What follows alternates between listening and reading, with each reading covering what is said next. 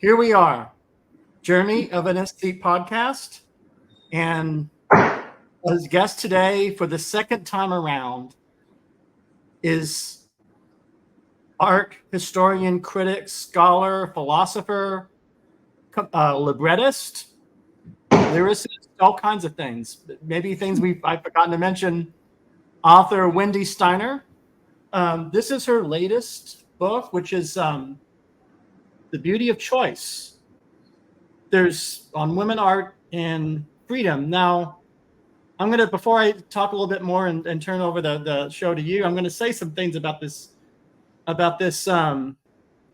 There's 4 words here. There's word beauty, choice. Well, there's 1, 2, 5. Beauty, choice, women, art, and freedom.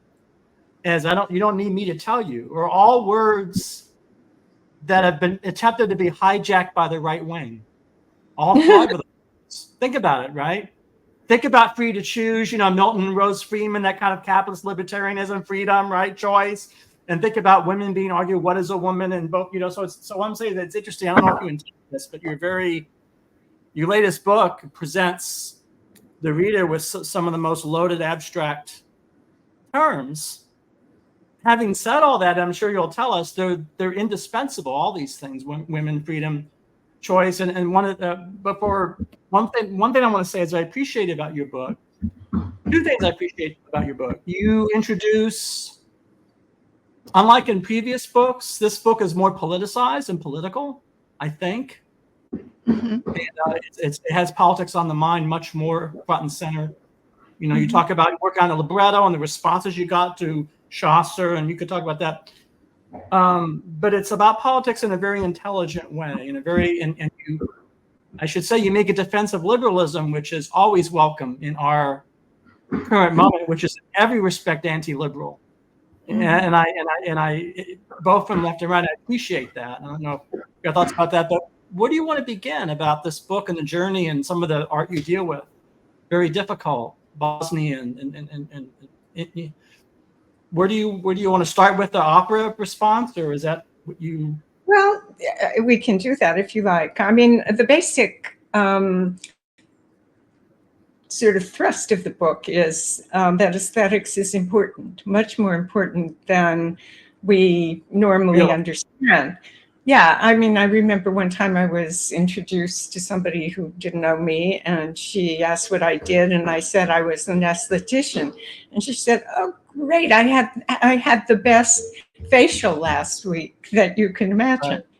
Right. I think that people think that aesthetics and even art in general, the arts, are a kind of leisure time pursuit, and intellectually, therefore, people who are not as serious as those people who are involved in science and social science, right, and that. Whereas the book is trying to make a case, while staying within the idiom and the MO, as I call it, of art itself, is trying to make a case for the importance of and the centrality of art and aesthetics within human experience. So it's a big, a big ambitious thing to do. Well, I hold that thought. So one of the things that struck me is that there's a philosophic approach in your earlier books, especially in The Real Thing. That's probably your most philosophic. Well, I would say, having read all of your work, probably The Scandal of Pleasure with the wonderful Applethorpe from the 90s and the Culture Wars. That book and then Real Thing were very philosophical, I think. This book returns to that in a way, or kind of right in the big, because that's what you're dealing with questions. I think you don't put it this way because you're aiming for a general reader. It's not a technical book, of course. It's not a book of academic philosophy. It's not Martha Nussbaum or Thomas Nagel, although you could write a book like that if you wanted to, or but it's general for a general reader, and it's very sophisticated philosophically, epistemology, and even in this your very introduction here, you're dealing with the question like, well, why is art important? What is it? Aesthetics. What is aesthetics? It's not skincare necessarily, and these words have different meanings, of course. But did you want to say more about that? The philosophic? Right. I think. I mean, it's tied into notions of women, as the subtitle suggests. And again, there's a whole sort of vast trend within culture for, forever, that women's concerns like facials and things like that, but more seriously, women's concerns with love and romance and beautification and generally decoration and beauty and all those kinds of things are sort of trivial. They're okay. They make the world sort of okay, but they're not important. And yet there are vast industries that are based on all those things. And those companies know that these are important forces within the world, right? These urges and so on. And women have learned to be kind of embarrassed about their, love for romance and all that, but they keep doing it anyway. And so, if it were so trivial and so, unimportant, not only unimportant, but I guess the word would be superficial, right? Would be one word people would. Yes. If it those things, then why bother? But we do bother, and we care enormously. So I wanted to say what, and as I say in the book, I don't think I would have written this book if not for having read a book by Richard O'Crum, yes, who teaches at Yale in biology. He's an ornithologist. You know what, Wendy? Do you mind hold that thought? Guess I have a first edition of his book. Do you mind if I go grab it? Sure, because it's such an interesting book. Where is it? I have it.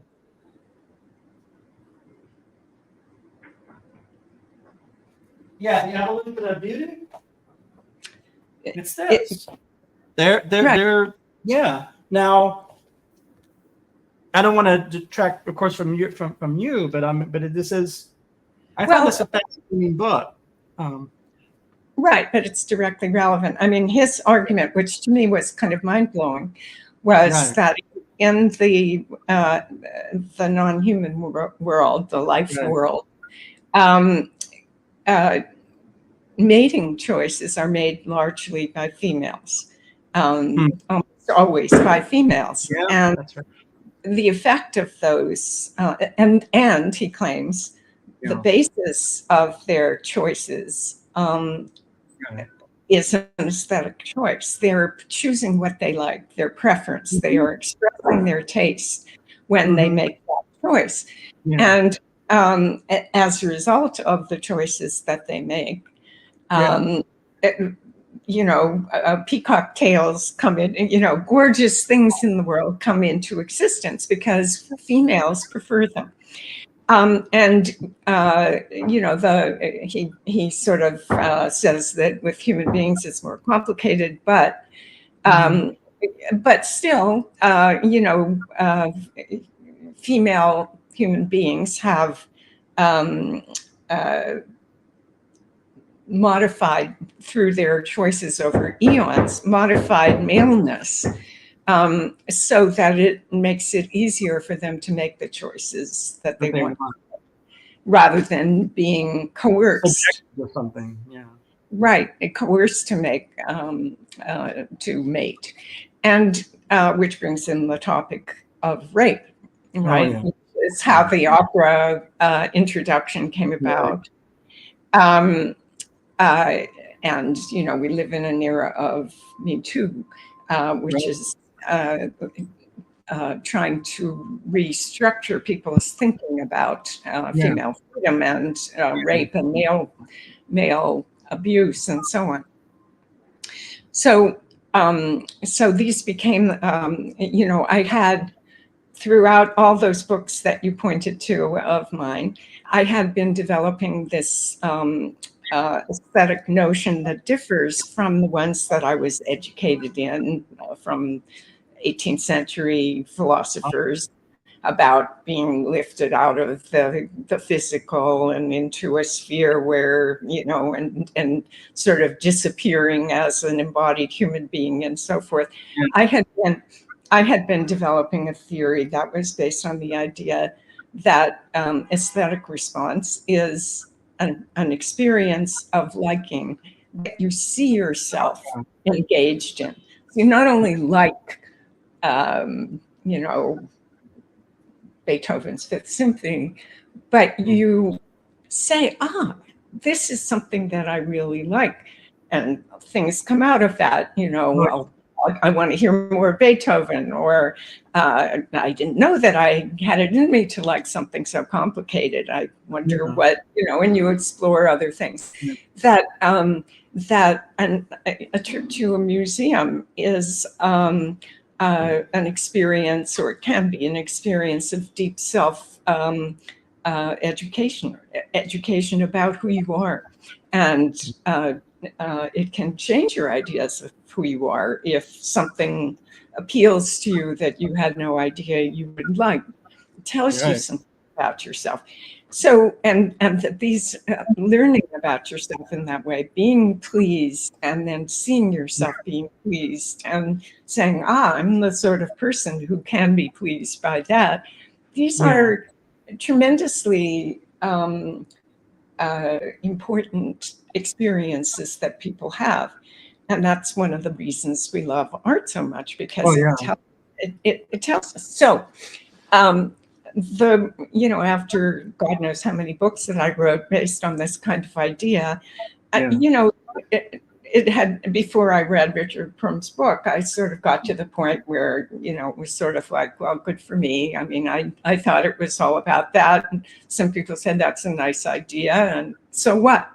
It was a kind of so what moment that I got to by the end of my book, before The Beauty of Choice. And I sort of thought, well, I've said a lot about this notion of beauty. I have a couple of books with beauty in the title somewhere, in there. And sort of make, here we are living in a world with, climate disasters and totalitarianism and Trumpism and, things like that. I mean, am I really going to go on writing books about, liking things? But then, not only did Richard Prum sort of show me the connections between liking and having the freedom to choose what you like and to act on it, and for your race or tribe or whatever your unit is to be changed and made more beautiful by the choices that you make. And on the other hand, not having that freedom, when that freedom is taken away from you because you're coerced by your family or by a rapist or something into a mating situation that you have not chosen, the net result of that is that, I won't go into Prum's discussion of that, is that tendency toward increased beauty doesn't, is halted in its tracks, at least as far as you are concerned. And so it becomes really important then to cultivate a knowledge of yourself and your preferences, and to interact with other people who have done the same, and to protect these kinds of ideas and this kind of freedom, because it does important things for the world. It has a permanent, lasting effect. Even though every little act of liking is just one piece and liking and so on, but the cumulative effect of all those acts is significant. I mean, I'm so many things are coming together in my head now, hearing you talk, seeing you talk about that, because Timothysnyder, the historian, right now is actually trying to create a new theory of freedom, partially in response. Yeah. Partially. Do you know about it? Or he's kind of well, he was a student. He was a student of Isaiah Berlin, and the famous thing is the two, positive liberty and negative liberty and all that. He's trying to sort of transcend or critique Berlin and create his own theory of what freedom is, and of course, intimidate. I didn't mean to go on for too long about this, but it does connect. I guess from what I understand, his theory of freedom is that it has something to do with not being a machine or not being predetermined, of spontaneous improvisation, living life spontaneously. Right. And that definitely connects to questions of consent. But there's another thing too, that this is really interesting. There's an artist you cover in this book who tackles head on the whole STEM humanities divide, right? Art and science. And Prum's book, of course, is a work of evolutionary biology. It's scientific.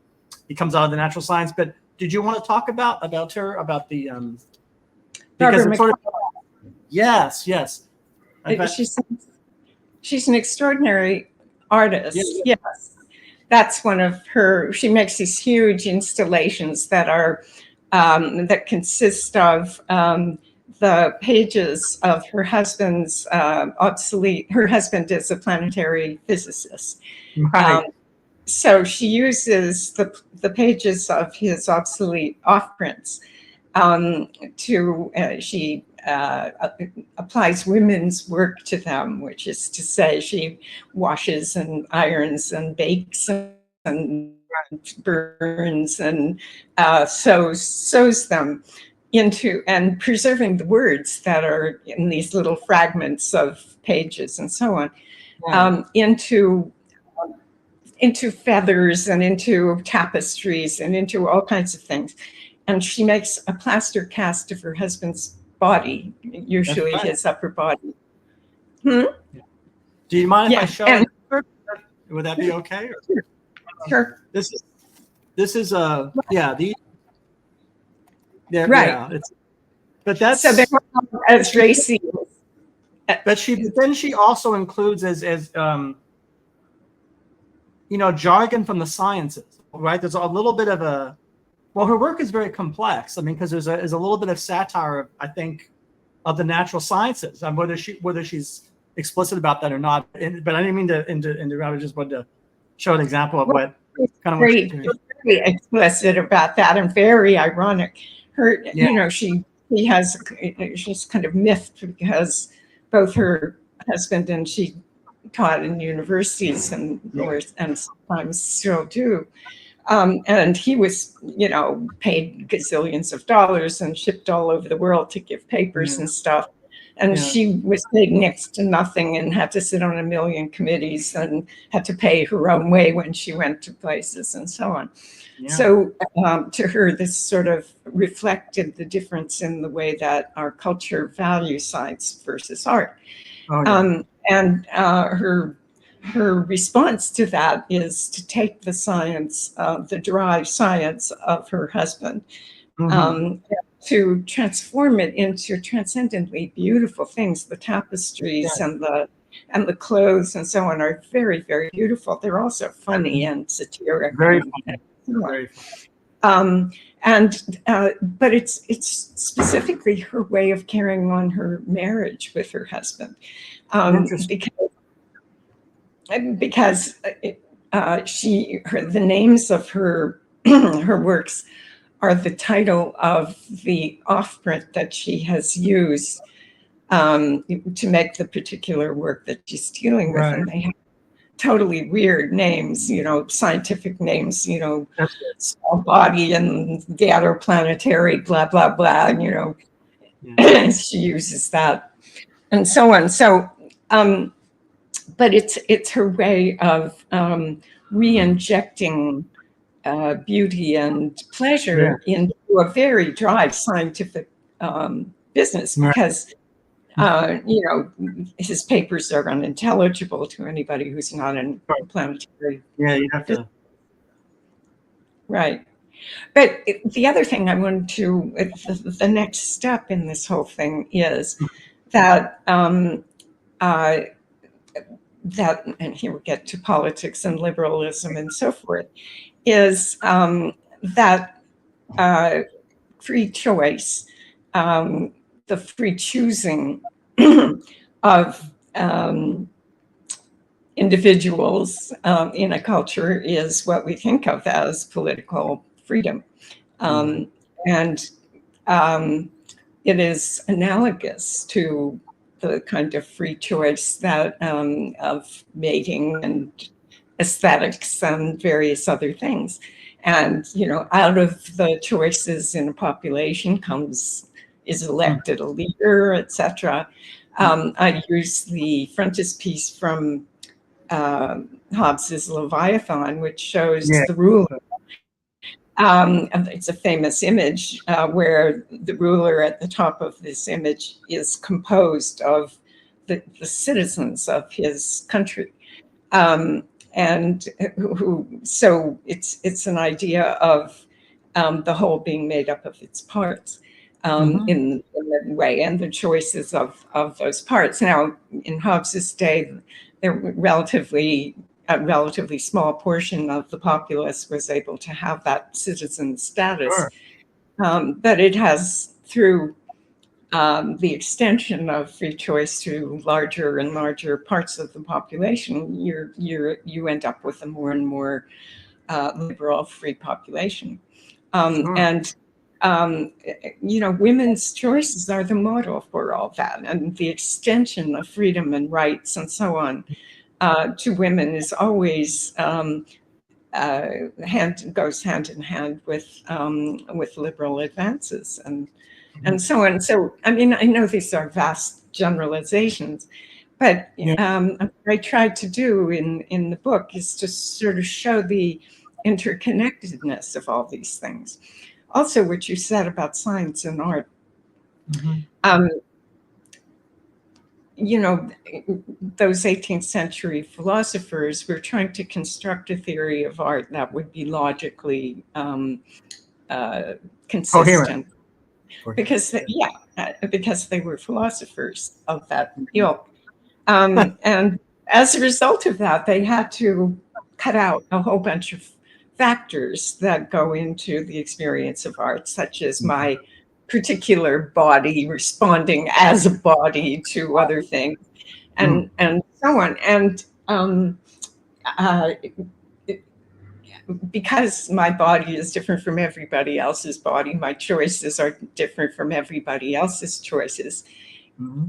You cannot create an argument that says beauty is X, you know, and you know, their response to there's no accounting for taste was to say, well, yes, there is an accounting for taste. Those people who disagree with my taste as a great philosopher have something wrong with them. And you know, they can't see properly, they don't have much money in order to become educated about what's valuable in the world. They're women. You know, it's all the reasons that were given why they couldn't be thought of properly as citizens were the same reasons that they couldn't be thought of as having taste. And when Darwin, hold that thought. I want to say that, you know, I have problems, of course, as do you, with Burke and with all of those, especially, I mean, again, I say this with great respect to Burke, because I've read his writings on disinterested. There's a kernel in disinterestedness that you could glean something from. I mean, not much of a kernel, but I'm saying there's something there, and these were bright people. But I think all of them were kind of priggish, and I think that continue all the way through Tolstoy telling us what's good and bad. I mean, I think there's a continuum of Burke, Tolstoy, of trying to create a book list, or trying to create some kind of list of what's good and what's bad. I'm sorry, I didn't mean to. I just wanted to. It struck me that's a project, right? Right. No, it is, and you know, it's. I understand because you know, I've I was a professor for decades and decades. What are you going to tell people? Are you going to tell them, you're not going to stand up in front of them and say, boy, I really like X because I'm this kind of person. You know, I mean, the point is, and you can't write a book exactly. You can, but it's likely to have problems in terms of its reception. There's a further stage that has to do with making understandable to other people why you like X. But insofar as you're at that stage, the first stage of the aesthetic process, which is just you learning about what you like, you're gonna be inconsistent. You're going to we're flippant sometimes. We're frivolous in what we like, and that's considered, again, that's considered female and unserious and not to be praised. But I think there's something extraordinary about being inconsistent. So, early on in the Beauty of Choice, I have a chapter on my methodology, which I describe as not "I think, therefore I am," but "I like, therefore we are." We are. That's right. Or we are. Yeah. And I mean, the "we are" comes in later, but and I use say Shonigan's The Pillow Book, which was written around the year 1000. Wendy, what was your impression, if you remember it, of Peter Greenway's take? Do you ever see Peter Greenway's film, The Pillow Book? I did see that a long time ago. I mean, it seemed as if it was so it's a really long time ago that I saw it. It was sort of, to me, it was kind of over the top, overdone and everything, but maybe I would like it more now. I don't know. But The Pillow Book is not, he sort of turned it into,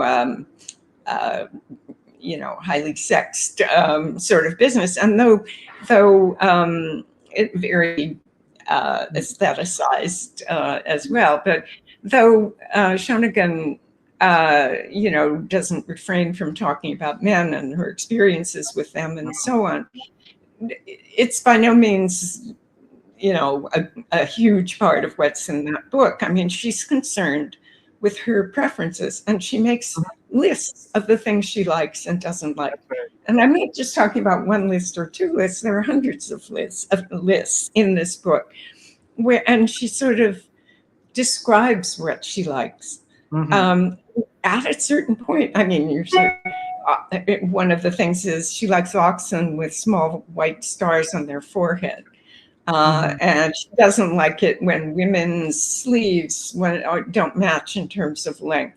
You sort of say, well, okay, but as you read through, she would be considered, in my book, a fellow aesthete, to probably the degree to which you could have such a anachronistically go back in time, and so she's like Virginia Woolf, or she's like Susan Sontag, or there's a kind of I don't know. Maybe they're kindred spirits. I think they are. I think they are, and I think it's not an accident that women are the ones who write these books about liking. And the Wife of Bath's Tale, which is the kind of cornerstone for the whole book, because that was the basis for the opera that sort of set me.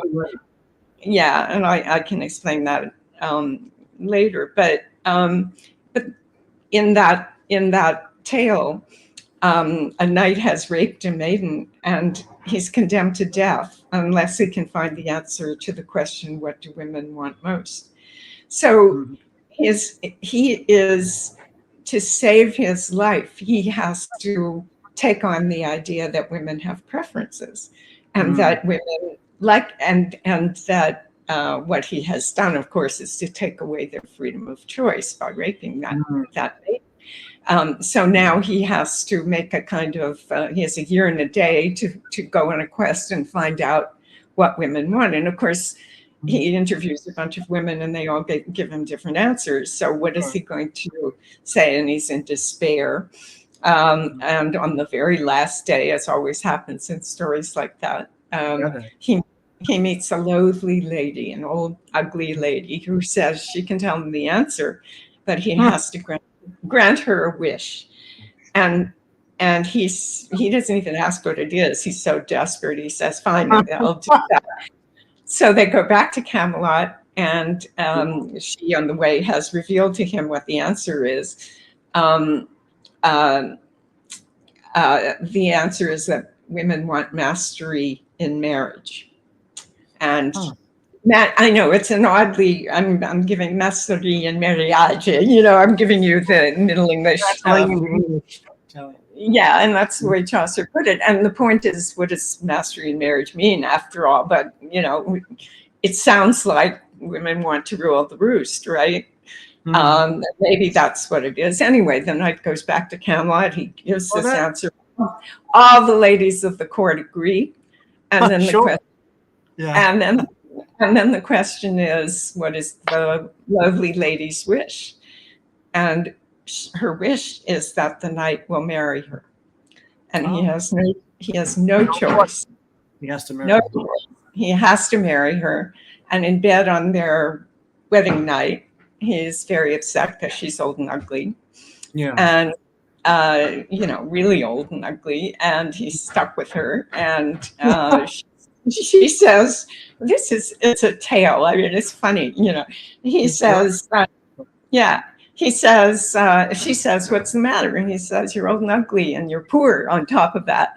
And she goes through this whole litany of reasons why that should not be a problem, but he's just not convincible. And she says, okay, listen, I'll tell you what, I can stay old and ugly as I am, but faithful, or I can become young and beautiful, but you take your chances. And at that point, the knight sort of stops and thinks, and the light bulb goes off. And he says, you choose. And she is so happy to have mastery in marriage that she becomes young and beautiful and faithful, and they live happily ever after. So, remarkable. I don't even know. So I'm going to say something very dramatic right now in response to that, hearing this. This is better than the stuff people write today, like sort of the postmodern. There's a lot of stuff on television, streaming TV of fables, and they're not as good as this is pretty good. This is brilliant, right? I'm an English professor. You can take my word for it if you want to. This is one of the great stories of all time, and Chaucer tells it in an extraordinary way, because when the knight finds himself stuck with this old lady, he says to her, fine, I'll marry you, but we don't have to have anything really to do with each other. And she said, no, I want to be your love. And he says, leave my body alone, he says to her. And she says, no, I want to be your love. So and he says, that's the karmic payback for it's a total reversal. In other words, he is in effect raped. So he's raped after this. So that's a.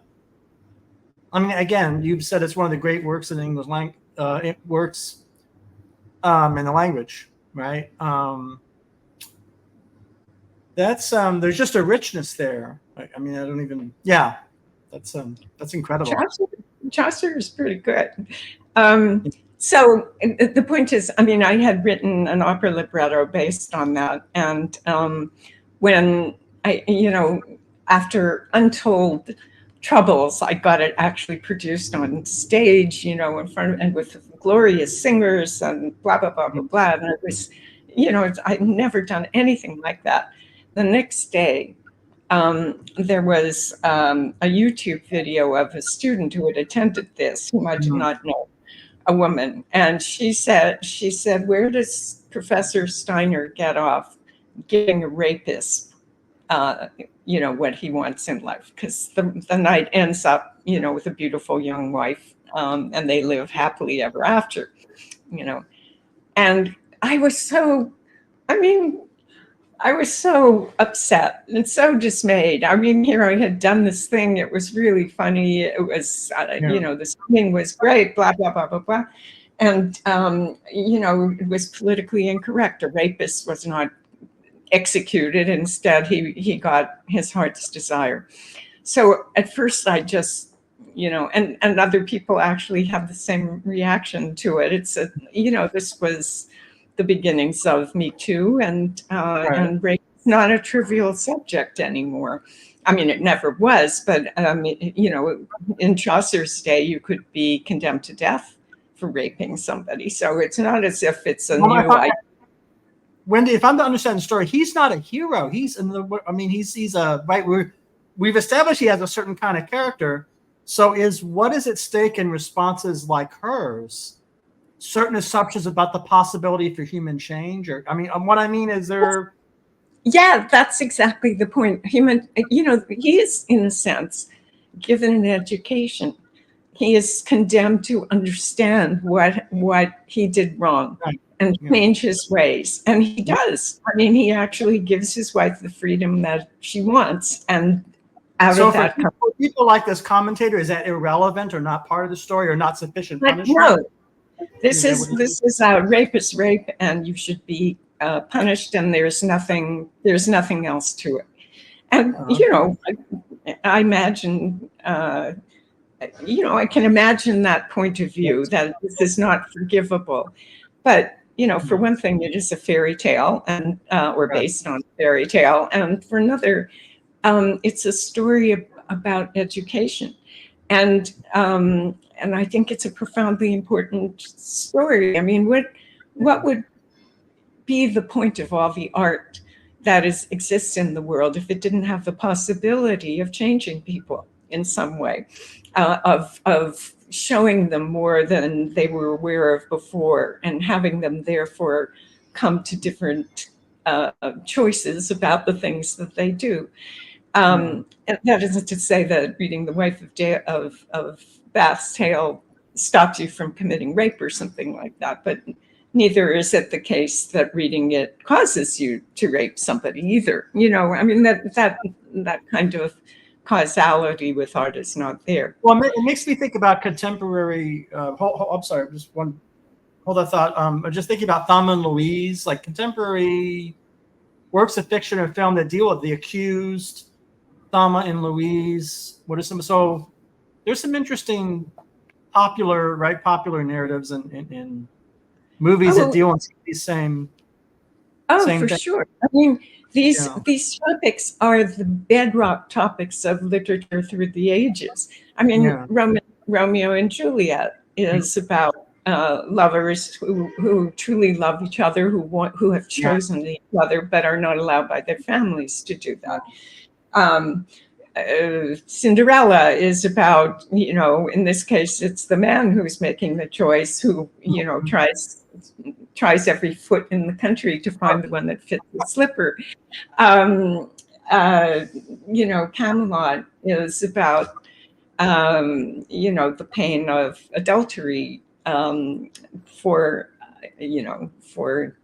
a marriage, when one of the members of the married couple chooses somebody else, and so on. I mean, all of literature, and especially all of romances, are are concerned with the whole sort of spectrum of issues that we've been discussing: freedom and choice, and that kind of negotiation that the knight and the loathlylady went through in this, and learning and change. Remember Pride and Prejudice, for example. I mean, Darcy has to go through a whole lot before he understands enough to be the right husband for Elizabeth.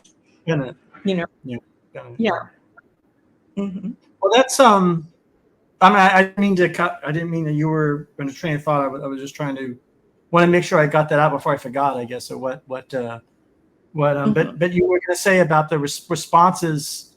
Talk about other responses, like some like Hannah Gadsby, who hates Picasso. I guess that's the word. I don't think hate Picasso. You've written about Picasso, but you're more, talk about the different, the I like or I dislike, the different, what's your impression of the fact that, this is going to sound kind of like a naive question perhaps, but isn't it remarkable? That's rhetorical. The diversity of responses to not just Picasso, but Norman Mailer and of course, people that in their personal life, bad people, bad men, the Norman Mailers of the world, the Picassos of the world. What do you think about that dance between the work that's on display? Because when I was in the early 80s, when I would have been 15, 14, I started to see for the first time Picasso's in New York or in museums. I knew nothing about the man, nothing. I hadn't seen a movie with Anthony Hopkins. I didn't know he was this, that. I had a vague notion he was a Stalinist, and I didn't, being a Stalinist communist isn't great, but I hadn't read the book by his daughter. There's a whole, so I was sort of ignorant of all of this information. So I'm just responding to Guernica, right?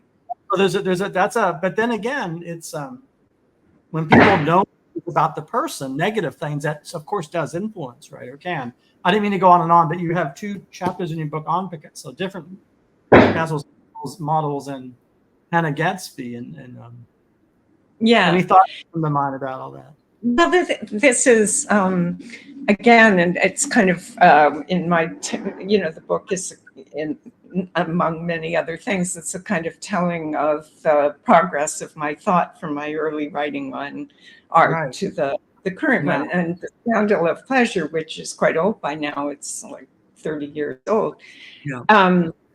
I took a very hard line on freedom of expression, that I believe that works of art could say whatever they wanted to say, and because they weren't the real world, or they weren't affecting the world, they're not changing things. And you can see from what I've been saying that I've been modifying that point of view, and Me Too pushes that as pretty far. I mean, Picasso, Balthus, any number of artists, Chuck Close and so on, who are accused of abuse against women. The idea is that their work is tainted with that, and experiencing that work and maybe even liking that work makes you an accomplice in the kind of malfeasance that they engaged in the crimes that they engaged in. And first of all, I find this a kind of mistake in terms of, you can stick a picture in front of somebody that does not force the person to do anything. There are many, many different perspectives. Like me, all my ignorance, I knew really very next to the only thing I knew about Picasso is that he was a Spanish Stalinist, which, that depending on your own politics, that could be bad enough. I mean, that's actually. He was a hero at the time of. He was a hero of Guernica, because he was protesting the Civil War, and he was he stood up against the Nazis in occupied France. I mean, he did not collaborate. I mean, in his day, when these ideas about culture wars and so on didn't exist yet in the 50s, let's say, 40s and 50s, he was considered a politically. He was one of the good guys. He was anti-fascist, Spanish Republican. Right. But again, the picture complicates, of course. I mean, if he has all these wives, or if he's an awful person, or if he doesn't treat his models. These are hypotheticals. I'm just saying, of course, that's going to color. And there's the one sense in which people all have to be affected by that. Right. What you do about that, of course, is a separate question. But yeah, go ahead. I'm sorry, you broke up there just for a minute. Oh, no, I'm saying what you do about it is for me a separable question, actually, than those verdicts, or that, right? That's kind of, there's a little bit of a gap, or Well, what I suggest is, I mean, just as my MO with say Shonigan allows for contradiction and so on, I think Right. these are problems that are not easily resolved by reason.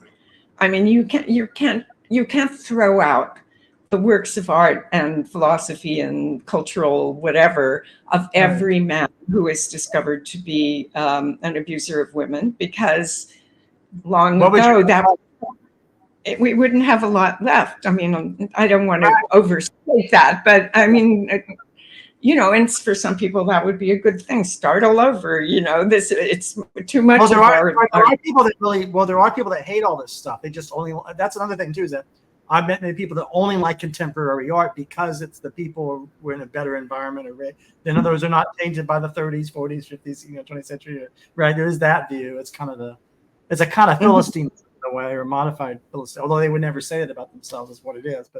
But there's also too, it's sort of like Jackson Pollock. I don't know. I'm just I lost my train. It has something to do. Oh, you're talking about biographies of people and what you know. We wouldn't have much left. You're right about that. There's a right. Well, I mean, take Jackson Pollock. I mean, his wife, Lee Krasner, is a magnificent artist, but when he's the better painter. I stand by her being the better painter. If you were good, I mean, I'm sorry. Maybe I'm being a little bit too PC. My point, I love Lee Krasner. Love Lee Krasner. But go ahead. But I love her too. But the point is that she was virtually unknown in her day because she was so eclipsed by the attention that came to him, as were many women painters in the abstract expressionist movement.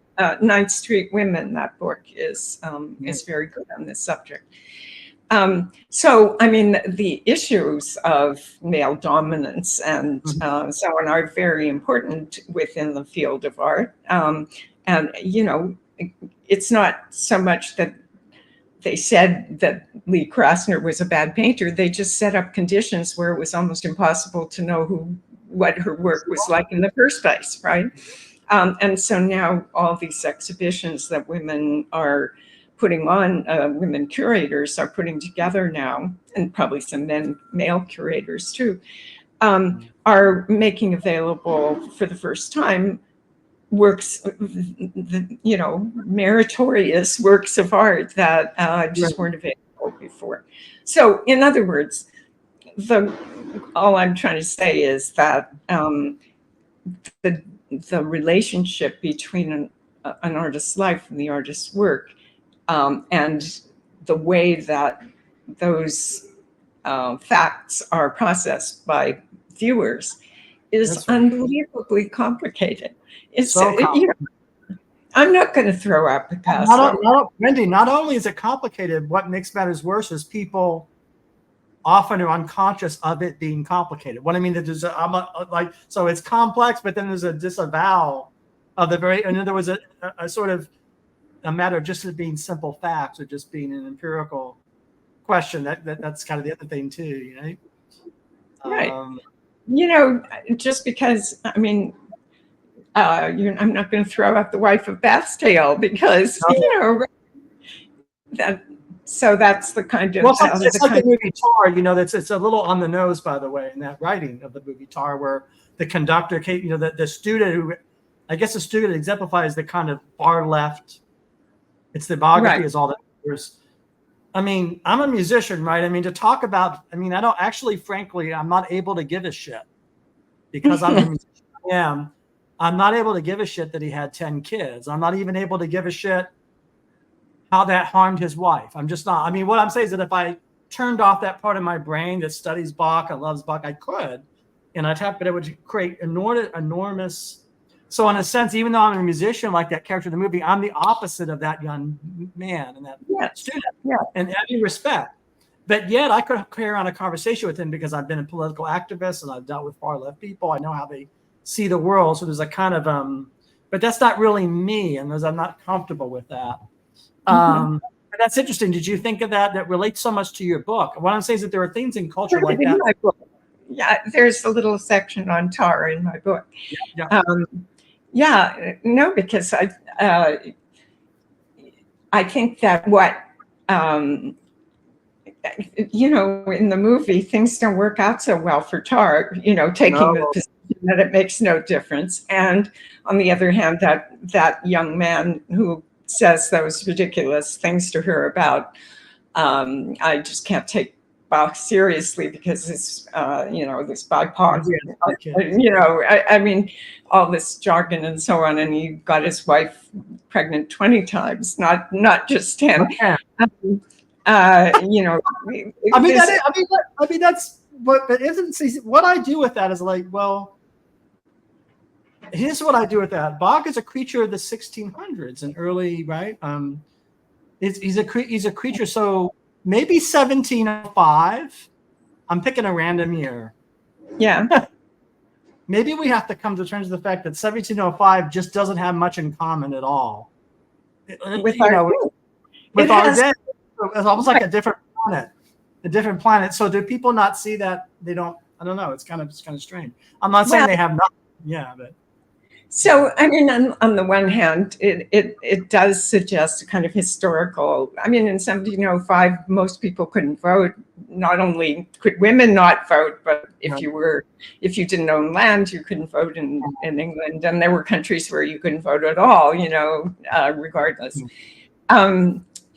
So, I mean, the world was a very different place. So one of the things that suggests is a kind of lack of historical distance from what you're talking about. But on the other hand, imagine the question that young man was asking. I mean, he was saying, given my new point of view, my newly and my militance in holding it, what does that do to the art that I'm being taught in school? Because he was at Juilliard, being exposed to all these different things. In other words, what are the implications of being me in 2023 or whenever that movie, 22 probably, when that movie was made, and my reception and response as because he's learning to become a conductor, my response to that art? That's an interesting question to ask. But also, Wendy, I'm in one respect exactly like that kid. Mm-hmm. I'm a jazz musician, and I learned jazz at a time when it was still very, talk about Eurocentric European classical music domination, Bach, Mozart. And so I learned this in the late 70s, early to mid 80s. So in a sense, I was a little bit like that kid fighting, the powers that be. It has to be Brahms and Beethoven. So I see that. I do see a little bit of that. Right. But that's a style of music issue. That's like an issue about styles of music and race, of course, and and gender and and everything else. The thing is that this is, I mean, it's a kind of case in point of everything that we're talking about here. That in the unfolding of history, all the different people who tell you what they like, and that's what he was telling you. No certain terms affect the broad sort of that oozing mass that we call culture, and it changes, and it's amorphous, and it goes this way and it goes that way and all that, and it takes in new things. It takes new. And all we can hope is that it doesn't entirely lose everything that's wonderful from before, because I'll tell you, wonderful as Chaucer is, there are very few people who really read Chaucer anymore, and that's well, good. But I've only read some of it. I've only read CanterburyTales, and that's a good beginning. I mean, there are a lot. I mean, but what I mean is, and Pasolini's film. Have you seen Pasolini's? Yeah. Well, you probably able to have seen it when it maybe came out in the mid 70s. I don't know, but I think Pasolini's CanterburyTales, where he did the Decameron, and Pasolini is a whole other discussion. Like what are people going to start to attack artists for their political beliefs, or could it be that, like I mentioned, Picasso's Stalinism, and of course to frame him that way, it's very different than his heroism against fascism, because you're saying, well, he chose a wrong side. I'm thinking about Pasolini's, you could characterize the filmmaker Pasolini as a toady for the Italian Communist Party and very conservative and reactionary, right? Which he was. He was probably anti-abortion, even though he was a practicing gay man, queer, because of his Catholicism. So I'm saying is, it's complicated, right? But you can pick and choose. It's complicated, yeah. And in a sense, we pay our respect to each other by allowing that complication to go on, rather than trying to cut through it and say, well, you're gay and you're a woman and you're this and you're that, so your views, your pleasures don't count, But you express concern. Is it really true that people aren't reading some of these sort of the classic works, or that there's a falling away? Is that happening? You said people don't read Chaucer, and does that mean a lot of people have not read Milton or Chaucer or Dante? And there's a kind of what's your impression of what? Yes, in a word. I mean, when I did my PhD, I had to pass exams in 3 foreign languages, and one of them at least had to be ancient. I mean, how many Americans know even one other language, whether ancient or not? I mean, you get 10 seconds of language training in school. And I'm not sort of, those were the good old days kind of thing. I'm not saying that.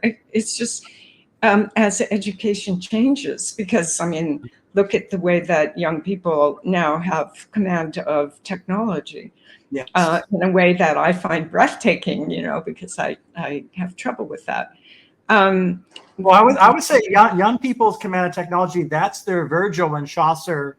That's where their energy went, is in Milton. Instead of Milton, Chaucer, Virgil, it's sort of, it's that kind of stuff, which is right. I mean, if you want to be fair-minded, that's kind of their. Yeah. It's not as if their brains have gone to sleep. They're directing to other directing to that. Yeah. I personally think they should spend it more on Virgil and Chaucer, but I'm biased. Of course, I'm going to say that. I think there has to be some kind of happy medium, where you get exposed to a lot of things. And that has to do with going to museums and just seeing what appeals to you. Because some of the things that will appeal to you are things you've never heard of before, never seen before. And that's why it's such an exhilarating and amazing experience for people. And when you can't, you go to a museum, let's say, and go to an exhibition and you hate everything in it, that tells you something too. Sure.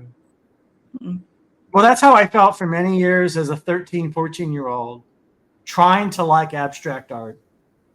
It took me such a long time.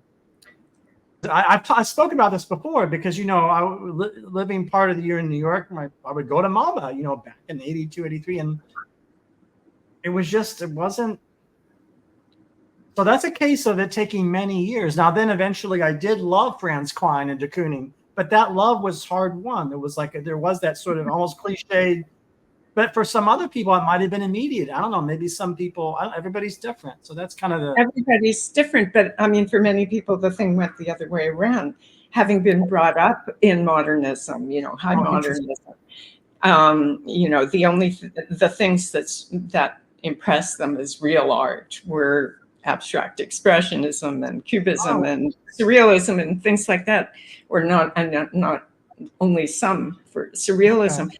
And so when by about 1980 and beginning slightly before that, arts, and even in the 60s with pop art, when art started turning toward representation again, a lot of people, and many of them very influential people in museums, thought this was illegitimate and a disaster. So it's exactly so you have to sort of understand your likings within the context of your education and the power structures in your in your society. Right. I know in music, I think it's connected to the question of tonality too, because if you think about Baird, Schoenberg, they were in that kind of very extreme, severe concert music that was very dominant. I mean, much like, in concert halls in the 70s, 60s, 70s, 80s. When the first challenge, and I was part of the people challenging that because I'm a journalist, came in, it was really uncool to write triads. And I'm sure it's the same, right? But is that the case? Yeah, it is the same. I mean, to be into harmony, even right now. Okay. So when I did that opera of the loathlylady, which is around the turn of the century, I'm not a composer, so I put out an ad in a place and for composers who wanted to write the score for it, and I got something like 65 responses, which at that time were tapes, and occasionally a CD, I think, but most of them were tapes. And I sat there and listened to these 65 tapes, and there were only 2 or 3 that were tuneful, melodious, harmonically structured music. It was all abstract, bing, boom, bang, crash, cage kind of stuff, that sort of thing. So Wendy, is that your example show that still plays a powerful, so you're saying there's still a lot of that. It's a very slow unwinding from that. I mean, when the Met started finally producing contemporary or recent opera, they started with one of them was American Tragedy by Ricketts. Dreiser?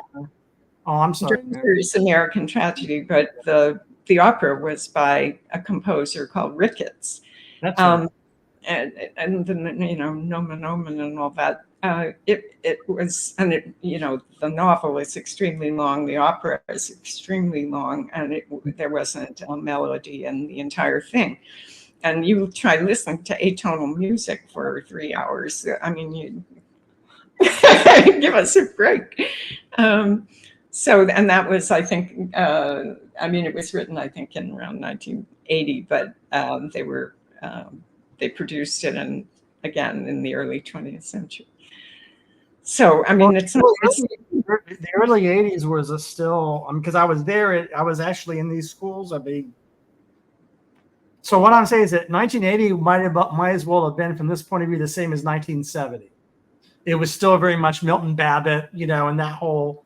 So yes, it was still dominant. But what I haven't, because I'm not really in the classical music world, is how much that's hanging on. But evidently, it's, as you said, it's a slow unwinding. So maybe it's a slow unwinding. There's a lot more diversity right now because I think for the last couple of decades we've been unwinding. So and jazz is now part of the, has been incorporated into classical music as well. Yeah. So I don't know. It's so my point is that aesthetics is important because it is about the human condition in the most profound sort of way, in the way that we have to protect, and that the political system that is analogous to that is liberalism, which protects individual freedoms. And at the same time allows compromises in that. And I'm not talking about libertarianism here, which is sort of pure individualism, but I mean, the idea of individuality is important with some kinds of compromises for the public, for the greater good. And absolutely, it seems to me that's the best we can do, extending those freedoms to everyone, ultimately. Well, that's one of the reasons I had you back on our program, is because you were I agree with you politically, and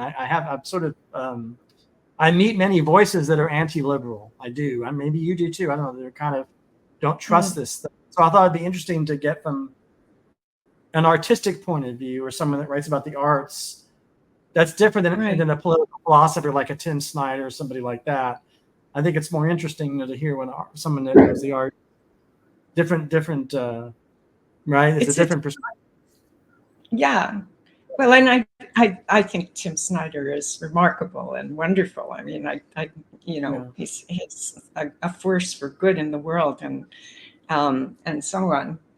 But I'm not trying to compete, but what I'm trying to do is to bring in this sort of so-called trivial area of art and women's culture, and mating and romance, and all that goes along with that, and to show that it's part of the same picture, and crucially important in promoting the same kinds of political freedoms that the Tim Snyders of the world are trying to promote. What is your research on now after this book? Are you basically absorbed in this book, or are you? I'm sure you're working on some things in your. Well, I produced another opera that premiered in May, and I'm working on the video for that right now. And in a way, it's about the same kind of thing. It's the premise is there's one singer and 3 viols and a recorder player playing different recorders, and the character of the singer is that she's a photographer in an exhibition of her work, and she's giving an artist talk about the 10 photographs in her show. And the audience of the opera is the audience that she's giving that talk to.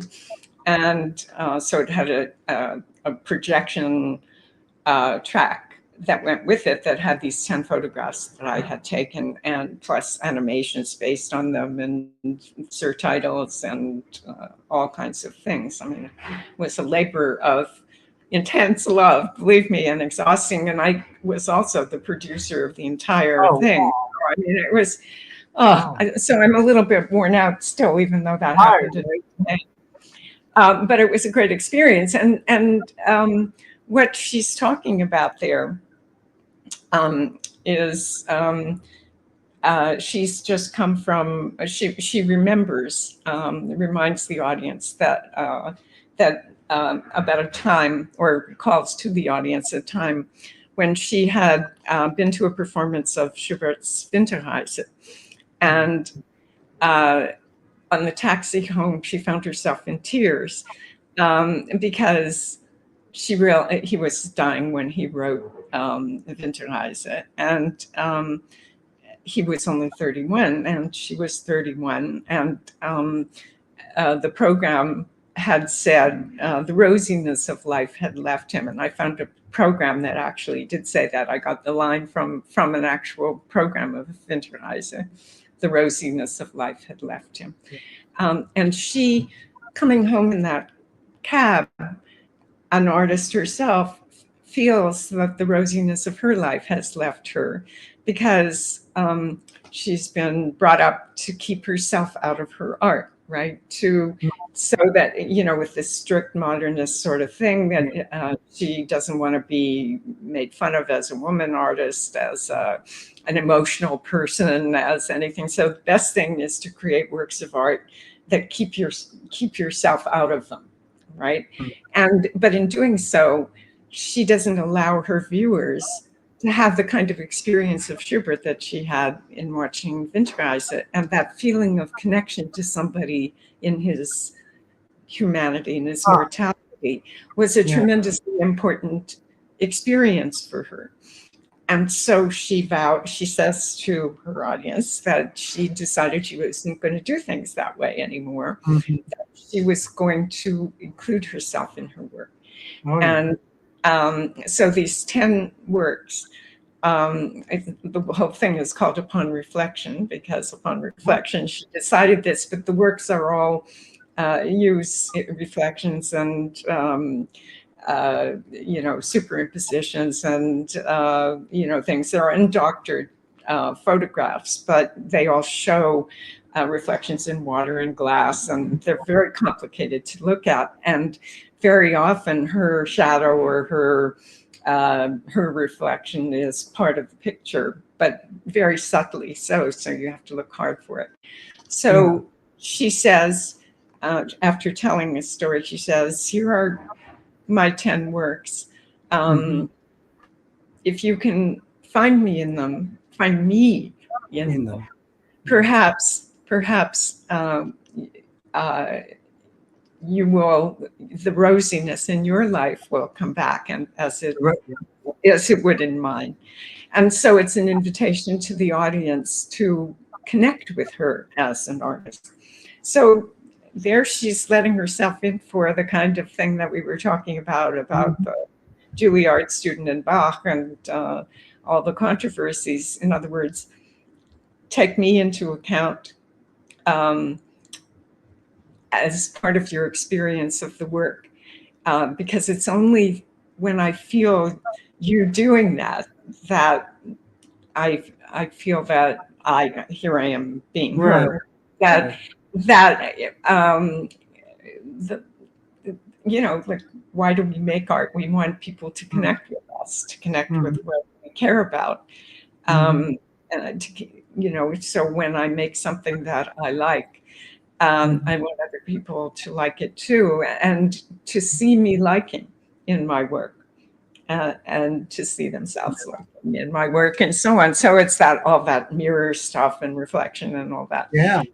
The real thing has some of the thinking that is about that, which is all about models and. Well, because speaking of this, 70s is my favorite era, so of course I was happy that you included. On the cover. So in other words, what am I working on now? I mean, I'm finishing the video of that live performance in order so that it can be shown to people forever afterwards. But it is not distinct from the kinds of aesthetic concerns that I've been writing about in The Beauty of Choice in my books. Wendy, before you go, I'm moved to play you a piece of music on the spot. Oh, how neat. What are you going to play? Well, I don't know I don't know. It's for you. That's all I know. So, what? Right? Okay. It'll be short. Don't worry. It'll be good. I just see what comes out, right? All right.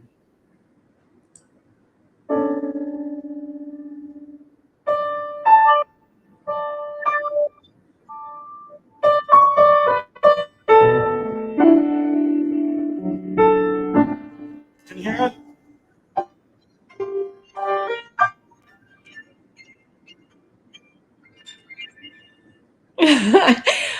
I have to. Oh, is it over yet? I don't know. Okay.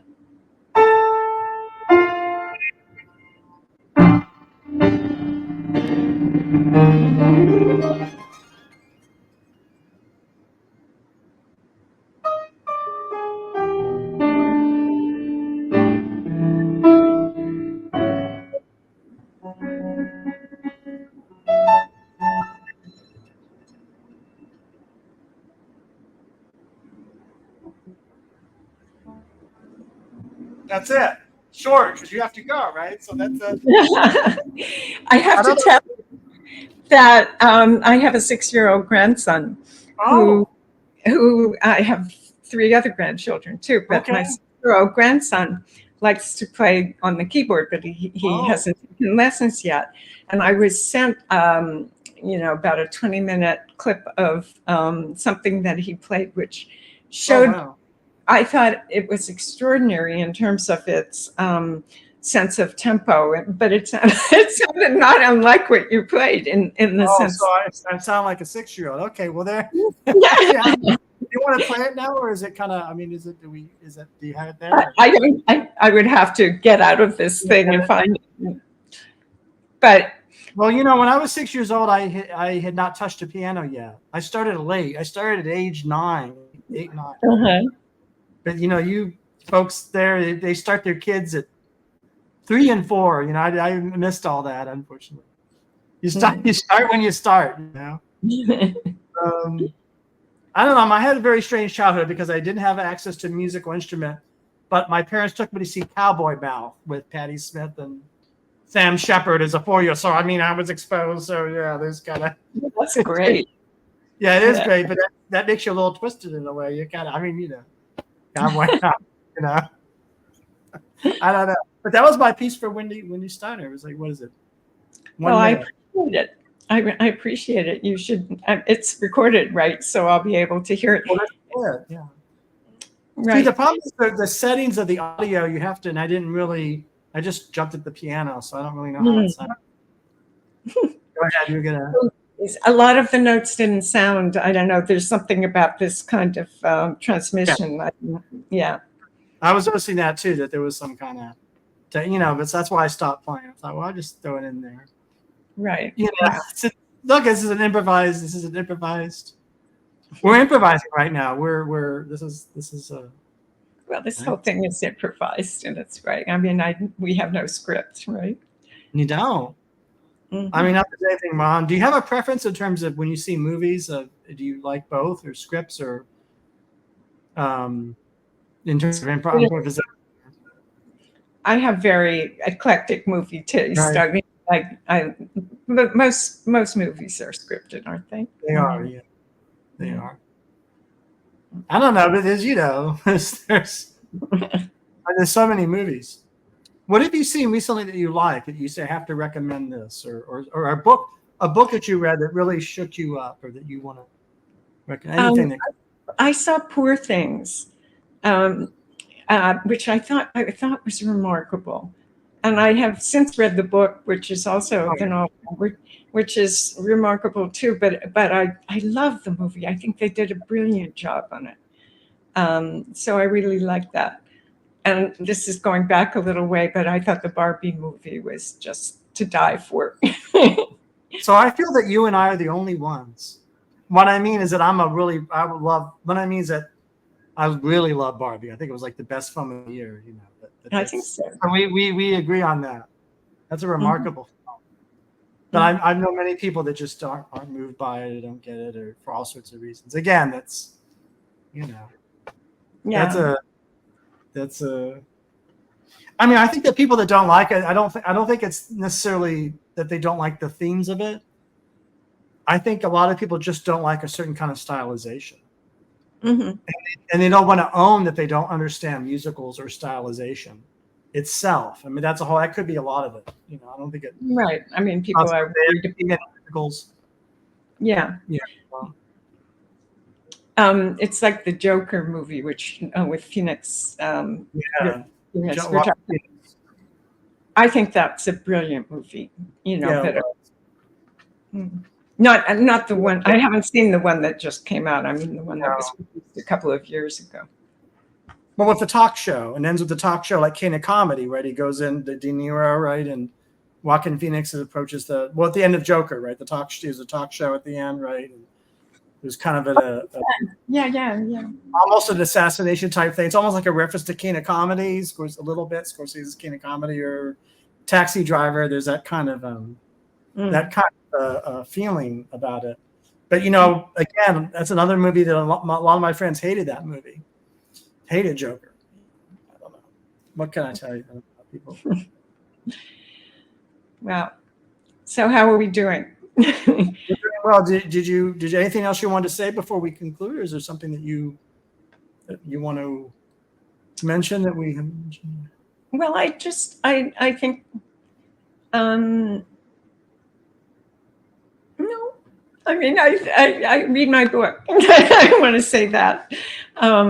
Watch my operas. You write operas. That's remarkable. I mean, that in itself is, who writes operas, right? I mean, that's really remarkable. I don't think that's something that's in general. That's not something many people know how to do, right? That's a. Well, I did it. That first opera I had. I was an English professor, and my specialty was 20th century stuff. And so somebody got sick in my department, and there was a required course that had to be taught. So I volunteered, and you had to do a Chaucer thing. I hadn't read Chaucer since graduate school, but I volunteered. And I came out of teaching the Wife of Bath's Tale just astonished. And so, and what happened is the word started, the knight has to find out what women want. I thought, well, there are probably answers that he hasn't heard. I mean, for example, I could imagine so-and-so telling him such and such. So, and suddenly words came into my head. And they kept coming into my head. I mean, and it took a long time before I realized I was writing something like an opera libretto. I hadn't, but so I never sat down intending to do it for that one. Wow, okay. But after that, it was so great, such a great experience to see it produced, to hear music, to go with those words, to learn about the whole process, that I did sit down to write the other ones. But it's just an accomplishment. And I again, the book has got it here. This is the beauty of choice. And I want people to see your operas, and I want to thank you, first of all, for your generosity of spirit and time for talking about these things, these matters, which are all important. It's a great pleasure. Thanks for being on the show. Thank you. Bye-bye. How you doing?